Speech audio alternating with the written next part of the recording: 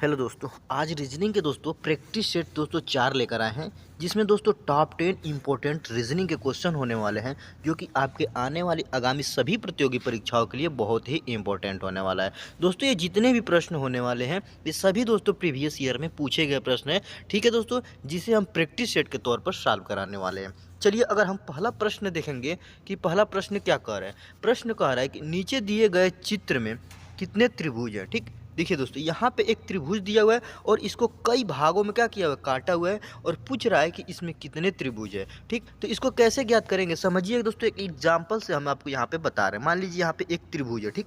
अब इस त्रिभुज को दोस्तों कई भागों में क्या कर दे, काट दे, कई भागों में काट दे। तो इसको क्या करते हैं, इसमें कुछ नहीं करना है दोस्तों, सिर्फ हम काउंटिंग करेंगे कि कितने भागों में काटा हुआ है। मान लीजिए यहाँ पे काउंट करेंगे तो 1 2 और यहाँ पे 3। देख रहे हैं 3 भागों में काउंट किया हुआ है, काटा हुआ है, तो हम 3 भागों में काउंट कर लिए। अब उसके बाद करना ये है कि दोस्तों यहाँ पे 1 प्लस 2 प्लस 3, इन 3 जितना काउंट किए हैं उन सभी को क्या करेंगे, जोड़ देंगे। तो क्या हो जाएगा, 3 और 2 5 और 5 और 1 कितना हो जाएगा, 6 हो जाएगा, ठीक। कितना हो जाएगा, 6 हो जाएगा। तो इस फिगर में दोस्तों टोटल त्रिभुजों की जो संख्या होगी वो कितना होगी, 6 होगी। अब यही प्रोसेस दोस्तों हम इस फिगर में लगाएंगे, क्या करेंगे, काउंट करेंगे कि कितने भागों में इस त्रिभुज को काटा हुआ है। तो यहाँ से काउंट करेंगे तो देखिए 1 2 3 और यहाँ पे 4। अब इन चारों को क्या करेंगे, आपस में जोड़ेंगे, मतलब कि 4 और 3 कितना हो जाएगा, 7, 7 और 2 कितना हो जाएगा, 9, और 9 और ये 1 कितना हो जाएगा, 10 हो जाएगा, मतलब कि कितना हो जाएगा, 10। तो इस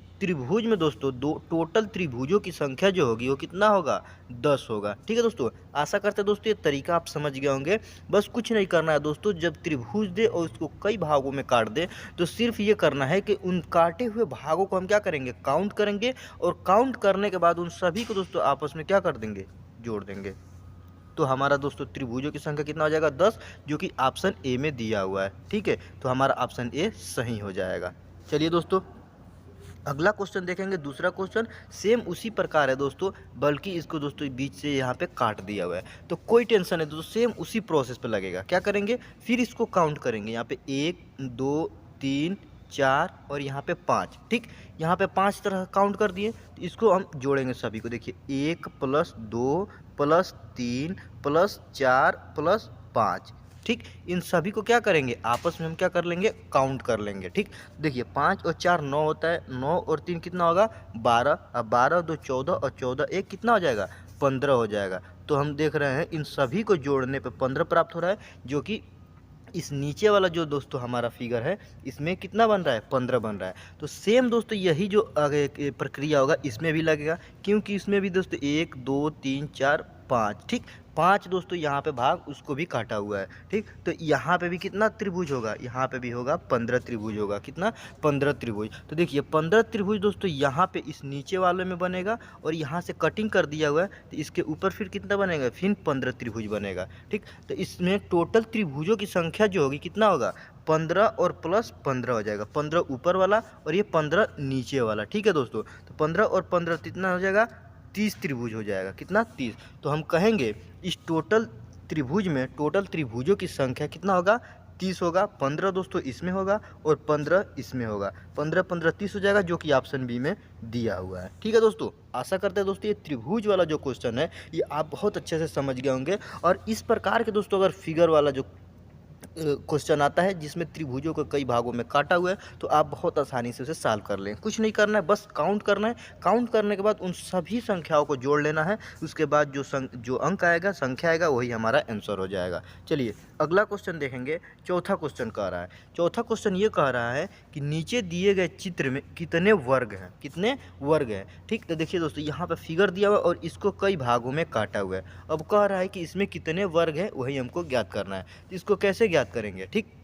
देखिए क्या करेंगे, इसको यहाँ पे इधर से और इधर से क्या करेंगे, काउंट करेंगे। पहले यहाँ पे 1 2 और यहाँ पे 3, इस प्रकार से हम क्या करेंगे, काउंट कर लेंगे। अब सेम उसी प्रकार दोस्तों यहाँ पे नीचे काउंट करेंगे, मतलब 1 के बाद 2 2 के बाद 3, ठीक।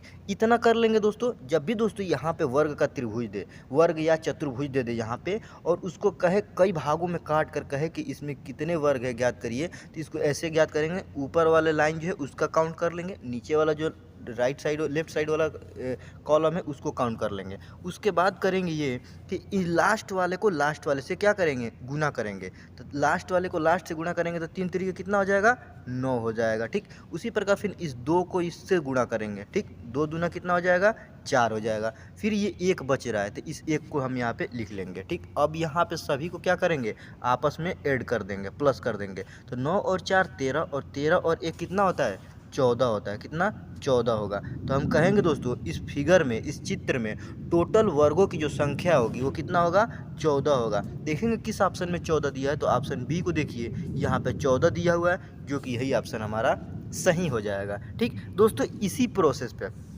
इसी दोस्तों फिगर की तरह एक और फिगर है, बल्कि इसमें क्या किया, इसमें दोस्तों यहाँ पे त्रिभुजों की जो संख्या है, सॉरी दोस्तों वर्गों की जो संख्या है वो क्या किया है, इधर बढ़ा दिया हुआ है। ठीक, तो इसको भी क्या करेंगे, यहाँ पे भी काउंट करेंगे, सेम वही प्रोसेस लगाएंगे। देखिए 1 2 3 4 5 और यहाँ पे 6। ठीक, यहाँ पर 6 तरह के काउंट कर लिए। सेम उसी प्रकार यहाँ पे लेफ्ट साइड के पहला कॉलम को काउंट करेंगे। तो यहाँ पे 1 पहले से है, फिर यहाँ पे 2, फिर यहाँ पे 3।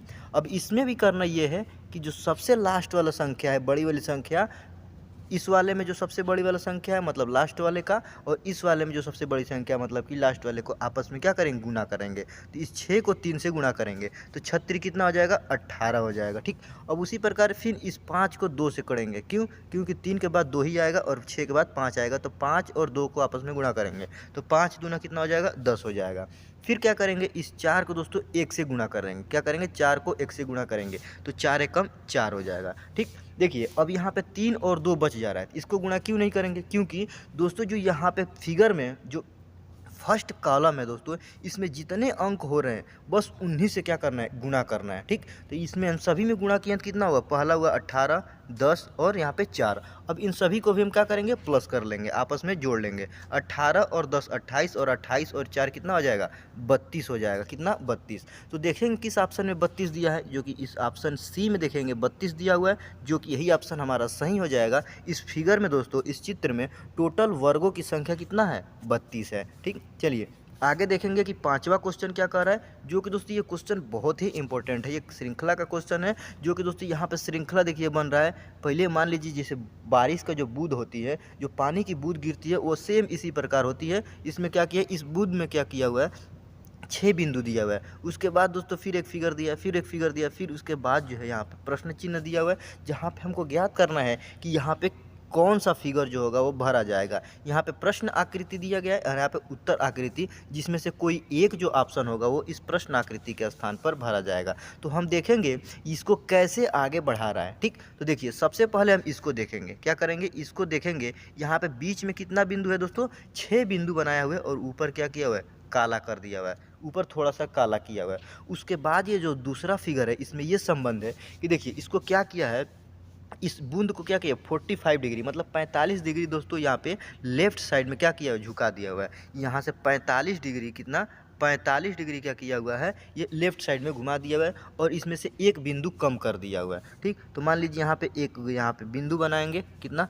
45 डिग्री ऐसे बनेगा, और बीच में क्या होगा, 5 बिंदु है, और यहाँ पे ऊपर काला दिया हुआ है। उसी प्रकार जो अगला है, फिर इसका 45 डिग्री घुमाया है, यहाँ से ये 45 डिग्री घुमाया हुआ है। तो यहाँ पे देखिए ये इधर 45 डिग्री घुमा हुआ है, बीच में दोस्तों यहाँ पे 4 बिंदु हो गया है, मतलब सभी में एक एक बिंदु कम करते हुए जा रहा है। ठीक, और यहाँ पे काला वाला जो है दोस्तों वो सेम वैसा ही है। तो आगे जो दोस्तों इसका जो 45 डिग्री घुमाएंगे, इस तीसरे वाले का, जो कि इस प्रश्न चिन्ह के स्थान पर होगा, इसमें क्या करेंगे, यहाँ से 45 डिग्री घूमेगा तो दोस्तों ऐसे हो जाएगा, कितना, ऐसे हो जाएगा, 1 मिनट ऐसे हो जाएगा। ठीक, अब इसमें देखिए इसमें 4 बिंदु है, तो यहाँ पे 3 बिंदु हो जाएगा, कितना, 3 बिंदु हो जाएगा, और ये ऊपर जो है काला वाला रहेगा। तो देखेंगे किस ऑप्शन में 3 बिंदु है, और उसका जो फिगर है उसका मुंह उसका इस साइड 45 डिग्री पर दिया हुआ है। तो ऑप्शन बी में देखेंगे, इसमें बीच में 3 बिंदु दिया हुआ है, और ये कितना है, ये इसके 45 डिग्री पर मुड़ा हुआ है, जो कि यहाँ पे दिख रहा है। तो ऑप्शन बी हमारा सही हो जाएगा। चलिए अगला क्वेश्चन देखेंगे कि 6वां क्वेश्चन क्या कह रहा है, कह रहा है कि यदि GOOD गुड बराबर 41 है तो बेड बराबर क्या होगा, जो कि प्रश्न चिन्ह के स्थान पर हमको भरना है कि वहाँ पे कौन सा जो संख्या होगी वो भरी जाएगी। तो देखेंगे सबसे पहले कि यहाँ पे GOOD गुड है, उसको किस प्रोसेस के अनुसार यहाँ पे 41 लिखा हुआ है। ठीक, तो सबसे पहले देखेंगे यहाँ पे ये कि इस जी का जो दोस्तों प्लेस वैल्यू कितना होता है। अंग्रेजी वर्णमाला में जी का प्लेस वैल्यू कितना होता है, तो जी का प्लेस वैल्यू दोस्तों 7 होता है। ठीक, उसके बाद यहाँ पे ओ दिया हुआ है, ठीक, डबल ओ दिया हुआ है, तो ओ का प्लेस वैल्यू क्या होता है, अंग्रेजी वर्णमाला में ओ का प्लेस वैल्यू 15 होता है। कितना, 15। तो यहाँ पे 2 ठो ओ दिया हुआ है, तो यहाँ पे 2 15 लिखेंगे। उसके बाद यहाँ पे डी दिया हुआ है, डी का प्लेस वैल्यू कितना होता है दोस्तों अंग्रेजी वर्णमाला में, तो 4 होता है, तो यहाँ पे 4 लिख लेंगे। अब क्या करेंगे, इन सभी को आपस में हम क्या करेंगे, जोड़ेंगे। तो 7 + 15 + 15 + 4, तो देखिए 15 और 15 कितना हो जाएगा, 30 हो जाएगा, और 30 और 7 कितना हो जाएगा, 37, और 37 में इस 4 को जोड़ेंगे तो हमारा कितना हो जाएगा, 41 हो जाएगा।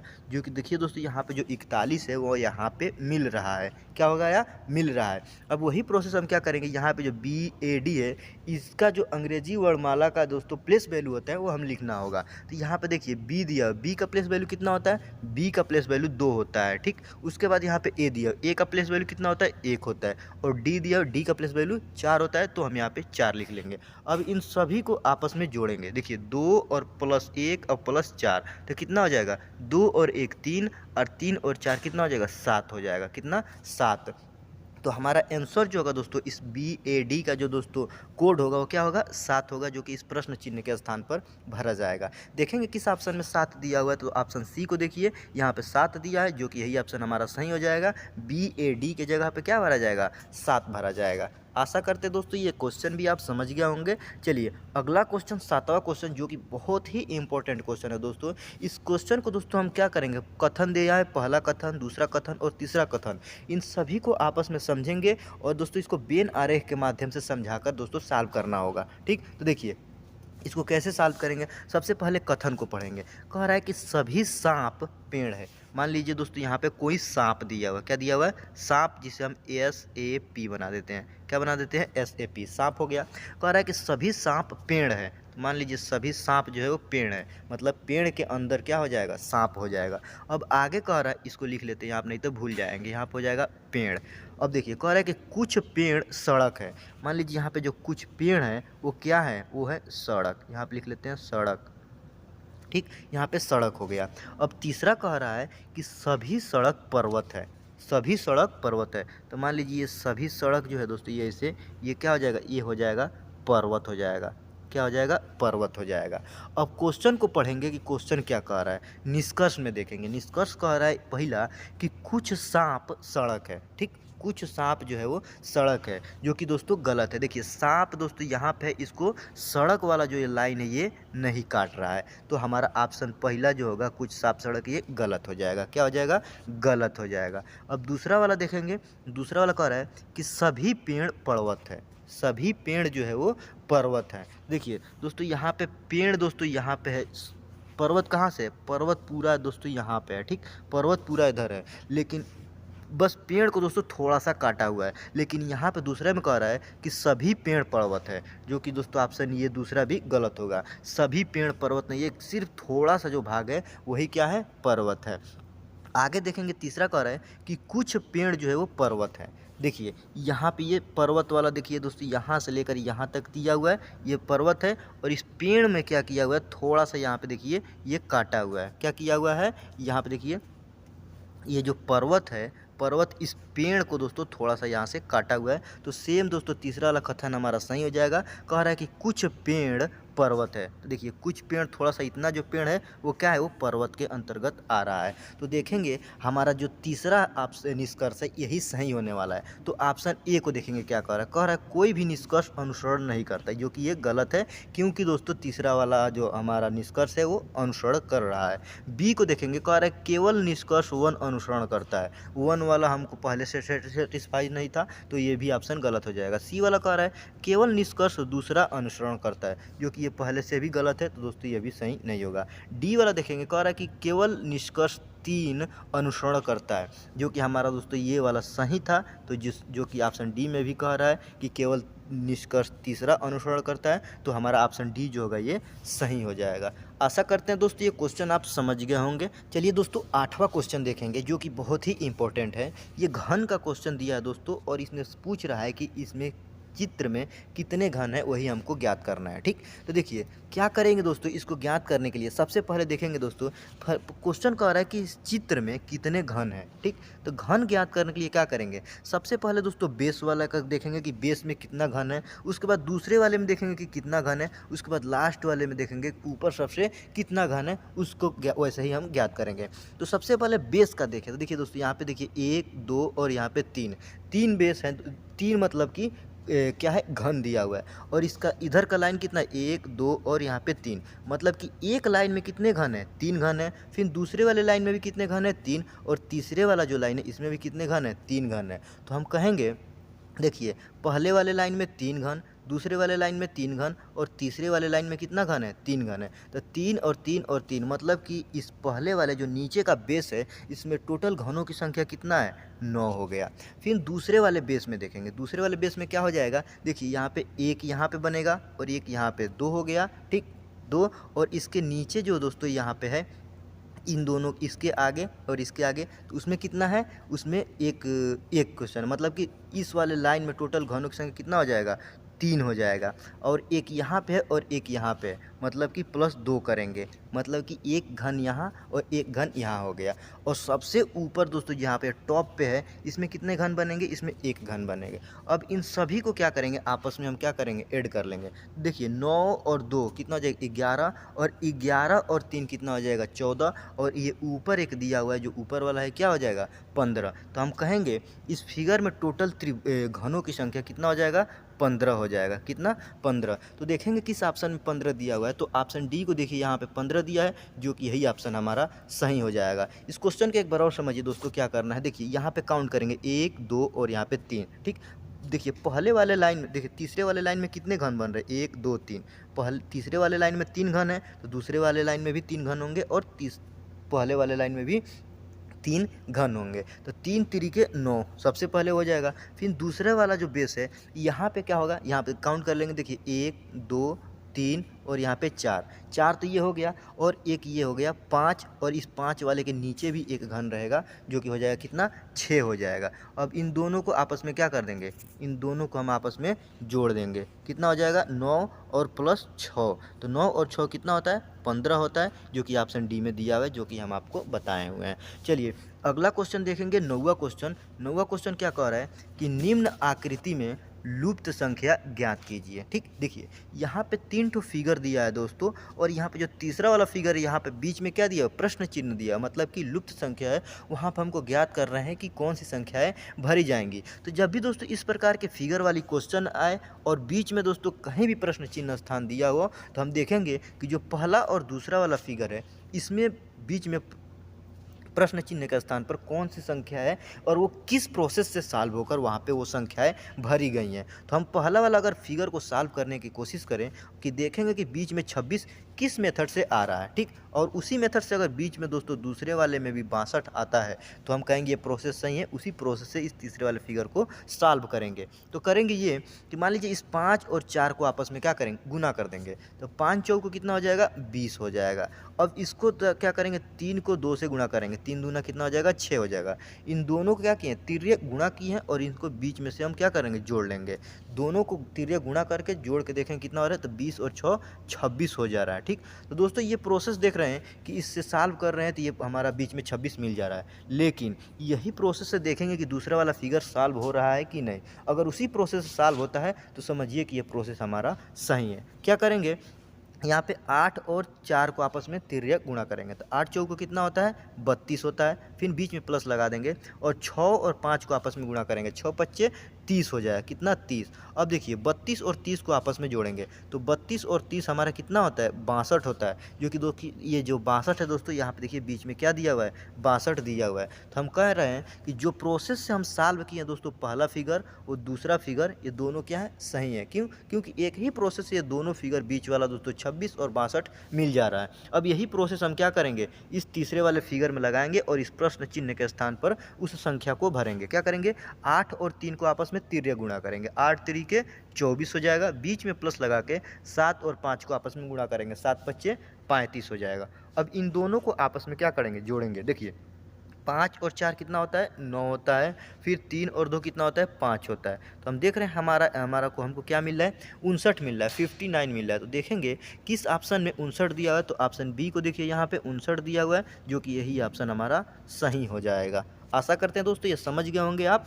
चलिए लास्ट 10वां क्वेश्चन देखेंगे। कह रहा है कि लुप्त संख्या ज्ञात कीजिए। ठीक है दोस्तों, देखिए यहाँ पे C/F का मान क्या लिखा है, 6/3 लिखा हुआ है। उसी प्रकार L/F जो है इसका हमको प्रश्न चिन्ह स्थान दिया है, जहाँ पे लुप्त संख्या हमको ज्ञात करना है कि वहाँ पे क्या भरा जाएगा। तो सबसे पहले देखेंगे यहाँ पे C/F को 6/3 कैसे लिखा हुआ है। तो मान लीजिए यहाँ पे C/F दिया हुआ है। ठीक, तो हम देखेंगे C का प्लेस वैल्यू कितना होता है। प्लेस वैल्यू मतलब कि अंग्रेजी वर्णमाला में C का कितने नंबर पर स्थान है। तो C का जो प्लेस वैल्यू है दोस्तों कितना होता है, 3 होता है, और F का प्लेस वैल्यू कितना होता है, 6 होता है। ठीक, तो हमारा होना चाहिए दोस्तों 3/6, जो कि यहाँ पे दिया हुआ है 6/3। तो इसका मतलब ये आपस में दोनों क्या किया, क्रॉस किया हुआ है।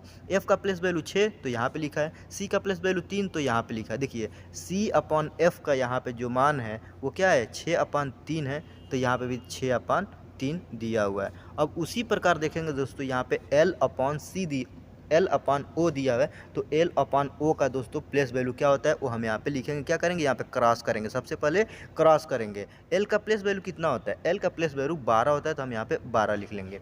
अब देखेंगे O जो है अंग्रेजी वर्णमाला में O का प्लेस वैल्यू कितना होता है, तो 15 होता है, तो हम यहाँ पे 15 लिख लेंगे। क्या लिखेंगे, 15, जो कि दोस्तों यहाँ पे 15/12 है, वही हमारा इस प्रश्न चिन्ह के स्थान पर भरा जाएगा। तो देखेंगे किसी ऑप्शन में 15/12 दिया है कि नहीं। तो देखिए ऑप्शन सी में 15/12 दिया है, जो कि यही ऑप्शन हमारा सही हो जाएगा। आशा करते हैं दोस्तों ये क्वेश्चन आप समझ गए होंगे। मिलते हैं नेक्स्ट वीडियो में, तब तक के लिए जय हिंद।